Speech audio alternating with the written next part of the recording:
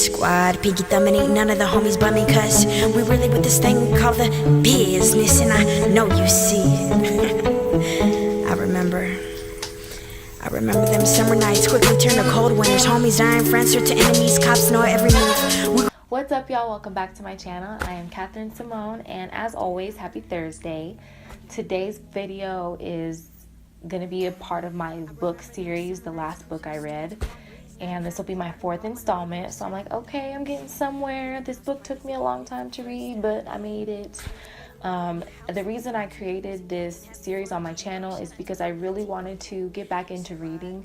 Reading was my hobby when I was growing up, but then as I got older into like high school and college, I started to dislike reading because I was reading the material that I was supposed to read for school and not reading material that fed my soul and the things that I wanted to learn about. So this is my way of like holding myself accountable for reading a book. I think a lot of people around my age don't read, and they're missing out on a different kind of technology than they're used to.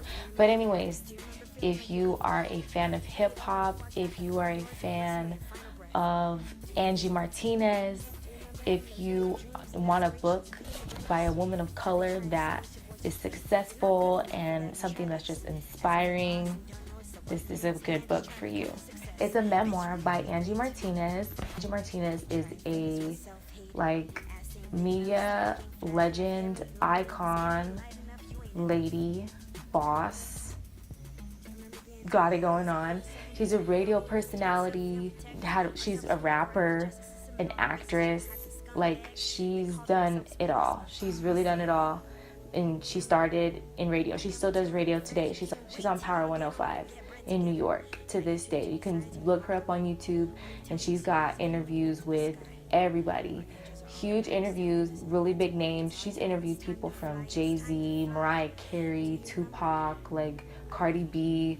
She has interviewed everybody. Is her story of how she rose to where she's at today. The foreword in this book was written by J. Cole. He just read the book and wanted to do it. He just read the book and wanted to write a foreword for this book. She didn't even ask him. This is just something that he wanted to do. The book was published in 2016, so it is still a very current book. The book really starts in the 70s, and then it goes from when the beginning of hip hop and literally everything to now. It's pretty cool. Barnes & Noble rates it as a 4.8 out of 5. That's pretty good. And do I agree with that? Yes or no? And I would say yes, I agree with the 4.8 out of 5. My math is really big. I was like, what? I agree with the 4.8 out of 5. I mean, can anything really have a 5 out of 5? A 4.8 is it's pretty close to an A+. It's a really good book. To me, I felt really engaged in it. It was very storytell-like. She told it so it was in first person. And to me, it was really interesting because it just followed the flow of her life. And I loved when she referenced I interviewed Nas, I've interviewed R. Kelly, this happened at the studio, this happened outside of the studio, this happened with Wendy Williams. It was just all these things that I had maybe heard about but never really knew too much about because I was so young when a lot of that stuff was going on, and we didn't have social media in 2002 to keep track of everything. So it's really interesting too because she talks about also the change in technology and the change in music, and how the radio used to be your go-to for the news and for what new music is out, and just everything that we really go to social media for now is what the radio used to be. Super interesting. What I love most about this book is that it was really inspiring to me. I'm at a point in my life where I need some inspiration. I want to read stories about people who have followed their dreams and just kept going even when people told them to stop or when things got hard. She's a proud Latina. She's representing we need that. We need people like that up there to look up to. The show, she started at the bottom at a radio station and ended up becoming I'm not gonna say who, we gotta read the book, becoming a protege and like, you know, had a mentor at the studio and ended up just kind of working her way up just by being her. So that's really nice. This book also made me understand that when you start something, you won't always be getting paid right away in the beginning, but that the money will come.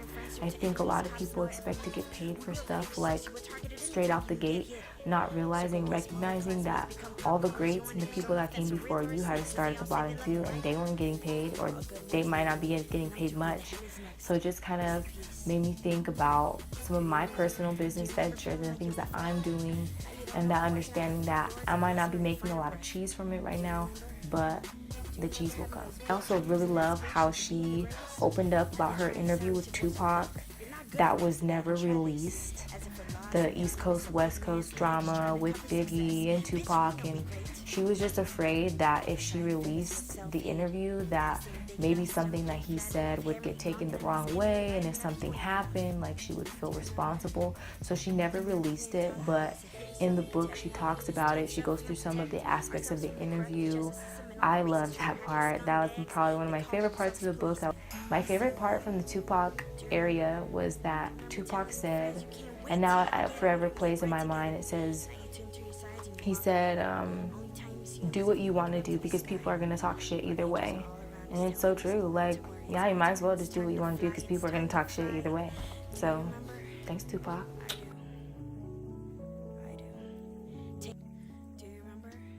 Hip hop head, anybody that's from New York, and anybody that just wants to read an inspirational story, I think I would recommend that book to you. And yeah, if you are into hip hop, if you are from New York, she makes a lot of references to New York. And yeah, if you're looking for an inspirational story by someone who's badass, I would recommend it. And her experience through it all, because she was right there in the middle of it for everything. So it was really cool to get her perspective on what was going on and everything at the time. This book is also less than 300 pages. Like, that's definitely something, I know a lot of people kind of look for like, okay, how long is this book really gonna be? 300 pages is not too bad. And the font size is,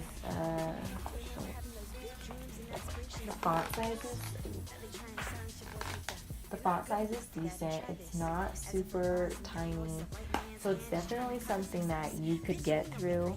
The energy in this book is really awesome, so I would give the book a try. On the back, it has accolades from Jay-Z Carter, because she knows him as, like, her and Jay-Z are good friends, so you got the approval from Jay-Z. I mean, Jennifer Lopez, Senator Cory Booker, Nicki Minaj, Adrienne Bailon, and Pharrell Williams have all said that this book was banging.